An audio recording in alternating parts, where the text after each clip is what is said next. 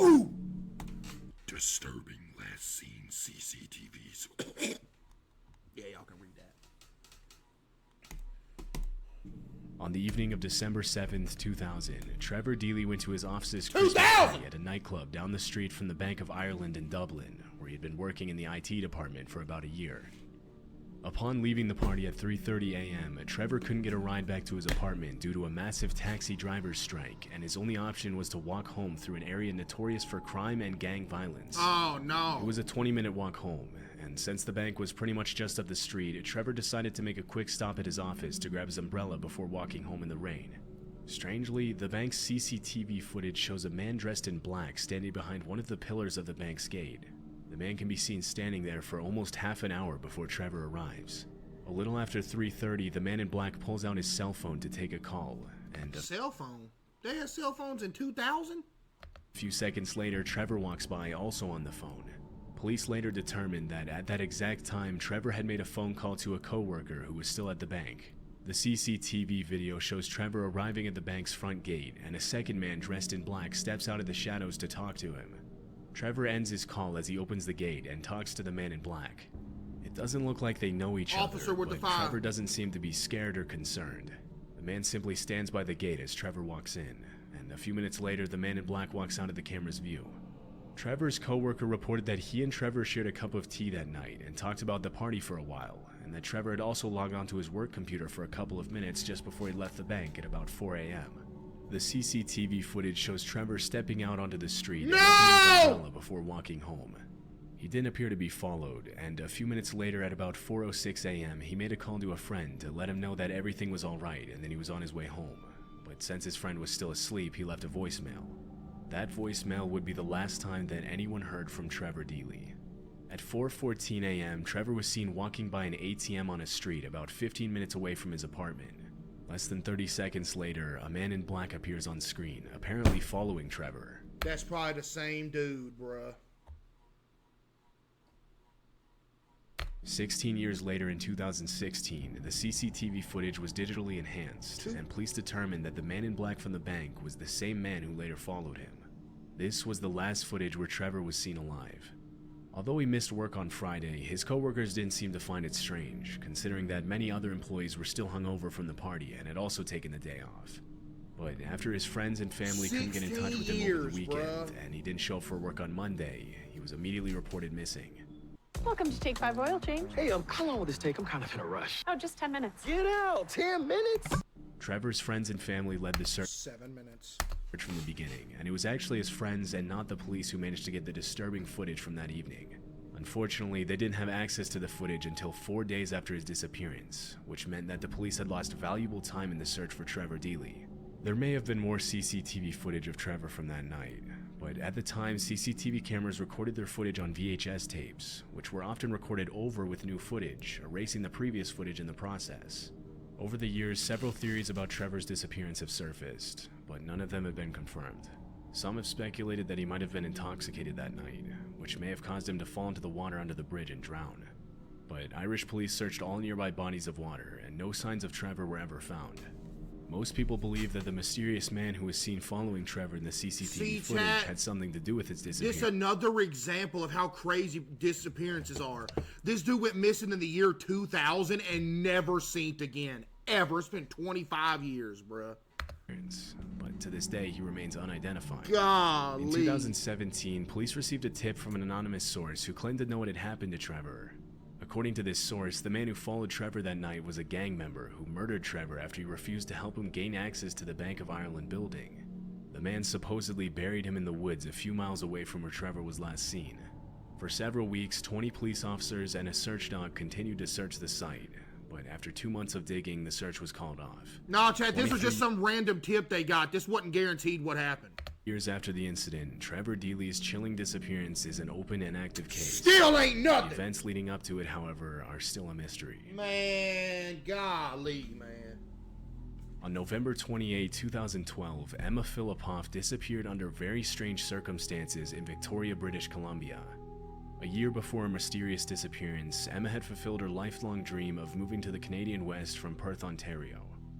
Although she arrived in Victoria without a job or place to live, Emma quickly moved in with a friend and found work at a local cafe while she looked for her own place to live. Things seemed to be going well for Emma, but when winter came, she became much more withdrawn and started acting in strange ways.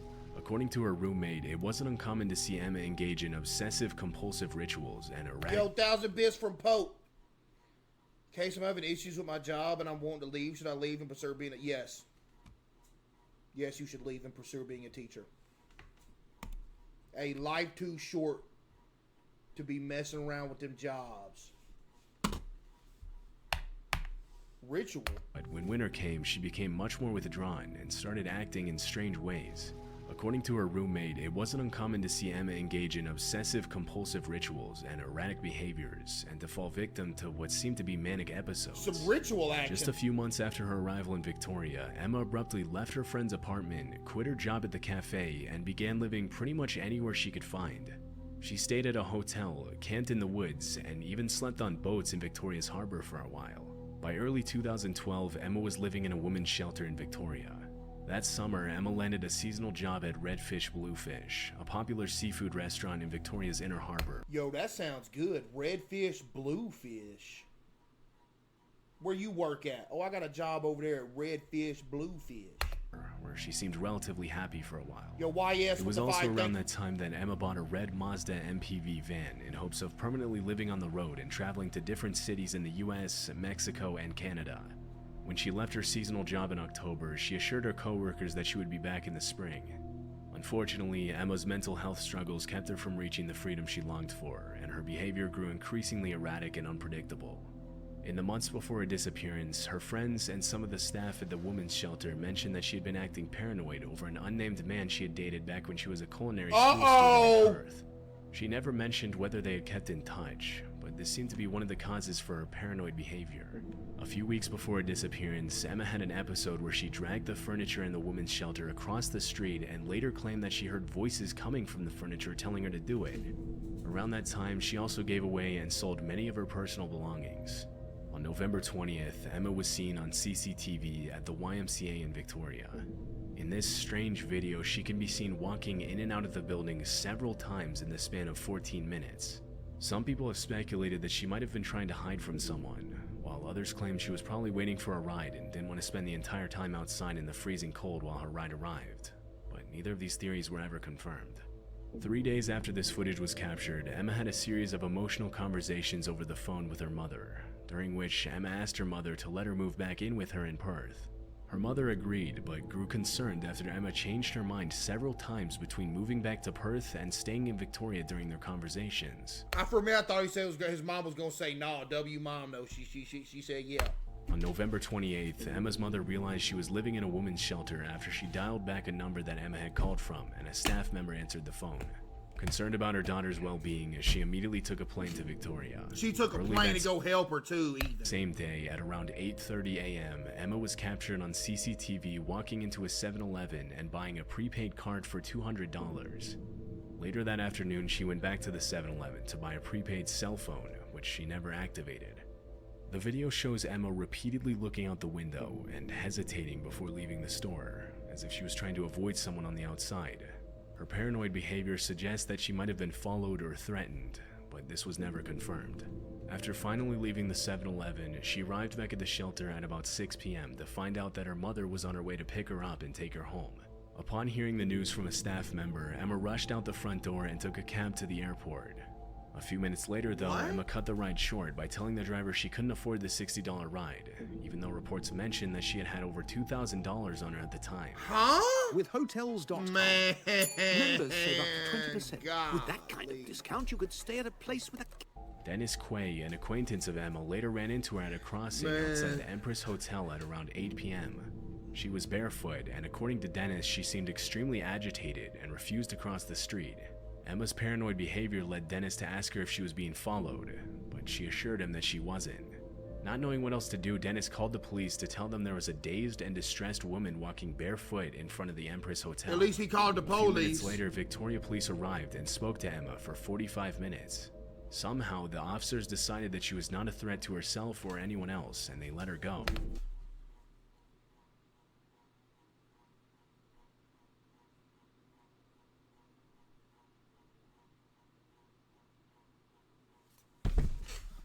That was the last time anyone ever saw Emma.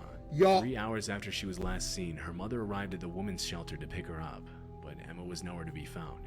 After her mother reported her missing, the search for Emma Filipoff began. Man, The why? following Why? morning, What you mean investigators you found let her go? Look what happened! Look what a happened! Mazda van in the Chateau Victoria Hotel parking lot, where she had paid to get it towed 3 days before her disappearance on November 25th.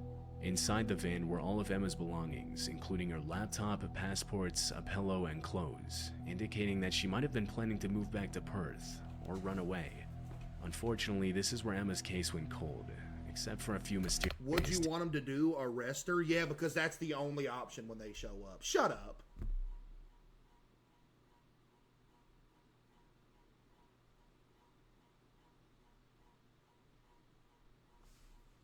tips. In 2014, a man Yeah, in a yeah, green yeah, shirt yeah. walked into a Yeah, convenience totally. store in Gastown, about 75 miles north of Victoria. According to the store owner, the man ripped off a poster advertising a $25,000 reward for finding Emma, telling the owner that Emma wasn't missing.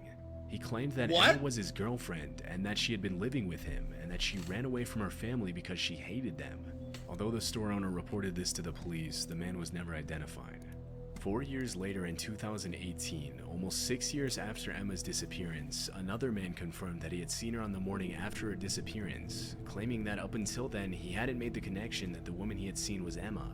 According to the man, Emma was standing on the side of the road, barefoot and soaking wet, looking nervous and paranoid as she asked the man for a ride.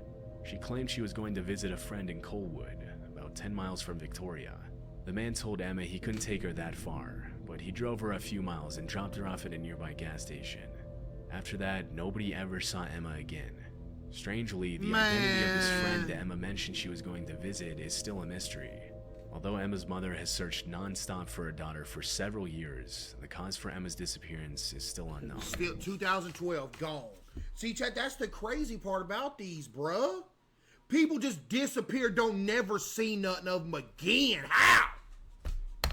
Some people speculate that she might have fallen victim to the man she mentioned she dated back in Perth, even though the police interrogated him and eventually cleared him. Another possibility is that she was kidnapped by the man in the green shirt in the footage. Due to Emma's mental state in the weeks leading up to her disappearance, other people think that her mental health struggles might have gotten the best of her. 11 years later, and police still don't know whether Emma even left the island in the first place, or if she's still out there somewhere. Just no information, man. The haunting disappearance of the Jameson family in 2009 gave Oh, I've public heard of this one. attention and media coverage after some disturbing footage of the family was found by police.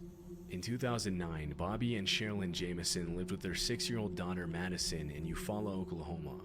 Although they lived what appeared to be Yo, normal appreciate lives, you, Zach, the for 1,000 Jamesons' bits. marriage Thank was you, a Zach. rocky W, one, Zach, man. and police Appreciate have that, long bro. tried to figure out if their difficult circumstances were somehow tied to their disappearance. Around the time of their disappearance, the couple had been dealing with financial issues. Since 2003, the Jamesons had been on disability after Bobby was involved in a serious Yeah, I've car seen this one. accident They all that went led to missing, severe chat. chronic back pain. His wife Sherilyn had her own health issues. She had been diagnosed with bipolar disorder, but sometimes refused to take her medication. In 2009, the family decided to drive up to check out a 40-acre plot of land in Red Oaks, Oklahoma, about 30 miles away from their home in Eufaula. They specifically asked to inspect the plot of land without a real estate agent present. You look like an orange, buddy. What kind of elementary insult is that? The Jamesons You look like an orange. Buddy, grow up. had told their friends and family that they were planning on moving there to start a new life after pulling their 6-year-old daughter Madison out of kindergarten over some kind of disagreement with their daughter's school. During the week they drove up to Red Oaks, nobody heard from the family. Because they were an unusually private family that often went off the grid without contacting anybody for weeks at a time, nobody assumed that the Jamesons had disappeared. But after a pair of hunters discovered the family's truck abandoned on a dirt road at the edge of the woods 9 days after they were last Yeah, seen, I remember seeing this it was clear picture. that something was wrong. Inside the truck, police found a GPS, cell phones, empty pill bottles, wallets, and $32,000 in cash, which was extremely strange considering the Jamesons had been struggling What you think they did with that $32,000 in cash they found? financially. Disturbingly, the Jamesons' dog was found alive in the truck, dehydrated and starving after spending days in the locked vehicle. Police also reported that they found a chilling 11-page angry letter from Sherilyn to Bobby, in which she accused him of hating his daughter and being a loner and a hermit. According to a specific police report, there was a haunting sentence in the letter that read, The "I would not dog wish my action. daughter to be raised in foster care because of you being in prison for attempted murder and her mother dead." At this point, it was impossible for anyone to know what had happened to the Jamesons. But immediately after it was determined that the family was missing, police started a search around the area where the truck was found. For 9 months, a search team consisting 9 months, nothing. of 400 volunteers, 16 search dogs, unmanned drones, planes, horses, and a specialized search unit scoured the woods in search of the missing family. During this time, police found unsettling footage recorded by the family's home security cameras from the day the Jamesons vanished. In the video, Bobby and Sherilyn can be seen loading their truck in preparation for the trip. Yeah. Yo.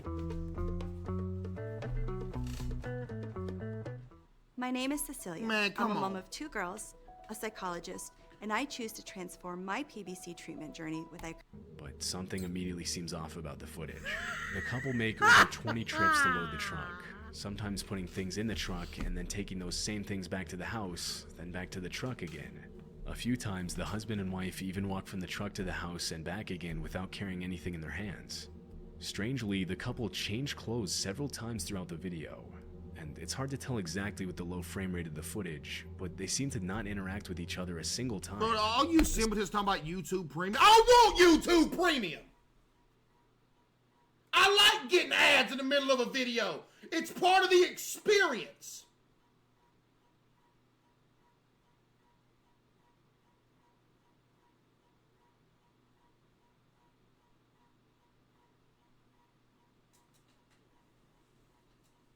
I don't need no YouTube Premium. Psychologist that was called in to review the footage immediately attributed the couple's bizarre trance-like movements and strange behavior to illegal drug use. Bobby had a history of drug use, but it was never confirmed whether the couple was under the influence of drugs during the video. After looking deeper into the Jamesons' lives, police were only left with more questions. A pastor close to the family mentioned that shortly before their disappearance, Bobby had told him that there were spirits living on the roof of his house, and he had even requested that an exorcism be performed at his home multiple times. Bobby Exorcism. Jameson also owned a copy of the Satanic Bible, which he had been reading before his disappearance to try and find a way to make the spirits leave his house. Friends and family members have also mentioned that they believe the house was haunted, and many of them reported having paranormal experiences and feeling an overwhelmingly dark presence whenever they visited the house. Despite the validity of these claims, it is known that Sherilyn Jameson was involved in a kind of witchcraft. She frequently held seances at her house and often spoke about her supposed paranormal experiences. Seances? Sherilyn owned cats, and after they died, she suspected that her neighbors had poisoned them, so she spray painted the words, "Witches do not like it when their cats are killed," on a large metal storage container on the Jamesons' property. The mystery around the case continued to grow, but it wasn't until November 2013, 4 years after the Jamesons' disappearance, that 2 deer hunters stumbled upon the skeletal remains of 2 adults and a small child, about 3 miles from where the family's truck had been found 4 They years gone, earlier. Chad, they gone. Because the bones were heavily decomposed, it wasn't until 8 months later that forensic investigators were finally able to confirm that the skeletons belonged to the Jameson family. Due to the state of the skeletal remains, the cause of death couldn't be determined. With so many disturbing events and unsettling circumstances leading to the family's disappearance, many theories about what had happened to the Jamesons began to surface. Police began by investigating Bobby Jameson's father in connection with the murders. Less than 6 months before the family's disappearance, Bobby had sued his father for $10,000 for making him work unpaid at his gas station, promising him that he'd give his son a stake in the business in the future. After his father sold the gas station and refused to pay him, Bobby started a Somebody say lawsuit Elvis. He does look like Elvis. I'm not gonna lie. It's giving a little bit of Elvis action. against his father. But things took a dark turn, and Bobby had to get a restraining order after his father threatened to kill him and his family multiple times. Even though Bobby's father was a known meth user and was involved in criminal activity, police concluded that he was not involved in the family's death. One popular theory is that, considering Bobby Jameson's drug use and the unexplained $32,000 found in the family's car, it's possible that the Jamesons were involved in the drug trade and were killed in a drug deal gone wrong. No, I don't know about that. Where the bodies were found in is notorious for drug activity, but no solid evidence has been found to support this theory. Police found a small hole on the back of Bobby's head, but forensic experts believe that it was too small to be a bullet hole, and that it was most likely caused by animals after his death. Oh, yeah. Other people have speculated that the Jamesons could have been involved in a cult. The strange symbols and cryptic writing that was found on the A family cult! truck seemed to support this idea, and Sherilyn's own mother claimed that her daughter was on a cult's hit list for some unknown reason. What? Although there has been cult activity in eastern Oklahoma since the 90s, their presence has decreased over the years, and it was never confirmed Chad, that imagine you was on a cult hit list. Jamesons had any involvement with the cult. Because of the hate letter found in the truck and the couple's history of mental illness and drug use, Somebody just said I am. What did you do? people think that either Bobby or Sherilyn could have murdered their family before themselves.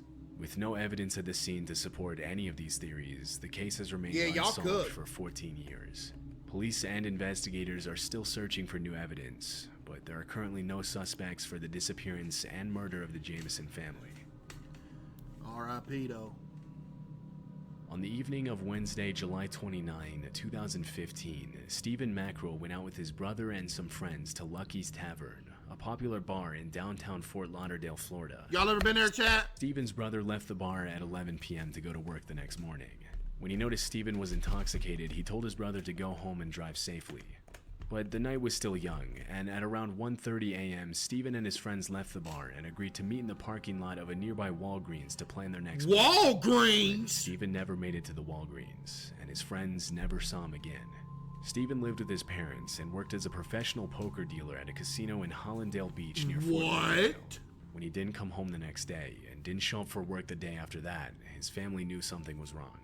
Police reported that there were several surveillance systems in the area where Stephen was last seen, but they said it might take weeks before they could gather the relevant footage. In the meantime, investigators interviewed the friends and family members who had last seen Stephen. Thinking that he might have gotten into an accident due to his intoxicated state, police conducted searches in many different lakes and ponds, but nothing important was found. The search became even more complicated when investigators learned that Stephen's phone battery had died at the bar. Because the phone was never turned on after that night, it was impossible for police to use the phone to locate Stephen. At the time of his disappearance, Stephen was 25 and had a 1-year-old daughter and a long-term girlfriend he had plans to marry. Wow. And his friends and family claimed that he was not the type of person who would voluntarily walk out of his life and just vanish with no explanation. Unfortunately, some of the footage that was found during the investigation suggests that Stephen's disappearance was not at all his choice. 2 weeks after he was last seen, police discovered that Stephen had used his credit card at a gas station in Pompano Beach about an hour after somebody killed him and stole his credit card, bro. he had left the bar. It was about a 15-mile drive from the bar to the gas station, and nobody understood why Stephen had even taken that detour in the first place. The surveillance footage from inside the gas station shows Stephen entering the store at 2:26 a.m., appearing to be intoxicated as he stumbles around the store, shopping for snacks. His behavior doesn't seem to bother the store owner. Wait, what? And less than a minute later, he walks to the counter to pay for the snacks with his credit card. For a few minutes after that, Stephen had a casual conversation with 2 young women who were inside the gas station, but this happened out of the camera's view. Nearly a week after the initial footage was revealed, police obtained additional footage of Stephen that completely changed the course of the investigation. What? The CCTV footage shows Stephen standing next to his 2013 white Ford Fusion in the parking lot. He seems to get into some sort of altercation with the driver of an unidentified silver sedan, and as the silver car pulls away, Stephen takes a step back and throws what appears to be his drink at the driver. GG, there it is, bro. They came back and killed him. He gestures with his hands at the driver as he gets into his vehicle, and 3 minutes later, the silver car circles back into the gas station, this time pulling right behind Stephen's car. The driver's intentions are unknown, but as soon as Stephen pulled right They circled back and Behind pulled Stephen's up behind him when he was leaving. car. The driver's intentions are unknown, but as soon as Stephen pulls away in his Ford, the silver sedan speeds after him. This was the last There it time is. There it is, bruh. Stephen was seen alive. All police knew about the driver was that he was an African-American man who had walked shirtless into the gas station store a few minutes before the incident, but was never identified. For 8 years, Fort Lauderdale police have been searching for Stephen's car. His license plate was never They stamped never on even any found the license plate car! readers, indicating that he never left the Fort Lauderdale area. Search teams have combed through over 20 bodies of water looking for the car, but nothing has ever been found. Disturbingly, during the searches, almost 20 other vehicles have turned up in nearby lakes, ponds, and canals, including stolen vehicles with bullet holes, but nothing relating to Stephen's disappearance, not even a clue. As of 2023, detectives and investigators still have no idea if Stephen was involved in an accident or if he became the victim of something much more sinister. Well, I think judging from that CCTV footage at that gas station, we know exactly what happened.